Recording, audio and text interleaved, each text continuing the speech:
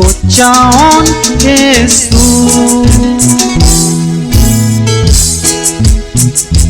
mas escucha mi con el ne.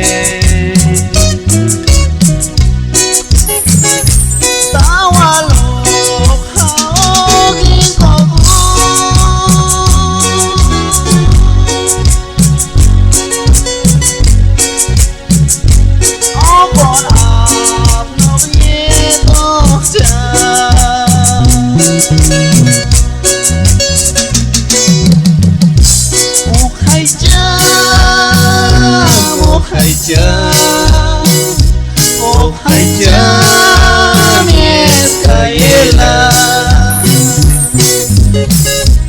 oh hai cha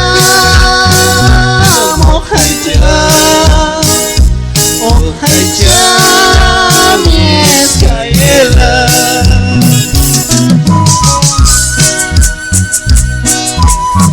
Ayat masa escucharon mami, masa escuchar kano King yalishal ashayet kailal o kachayoko kashon ule ondo paikon inale kamrak inchilahui ayet mas kochaon Jesús,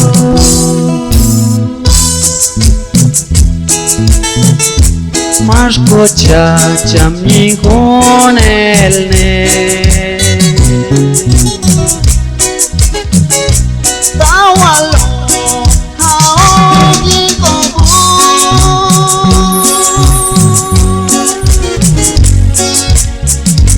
o con ap no vieto ya.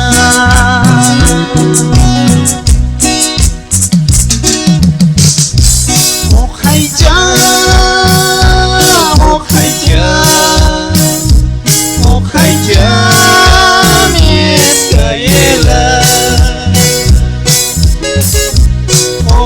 cha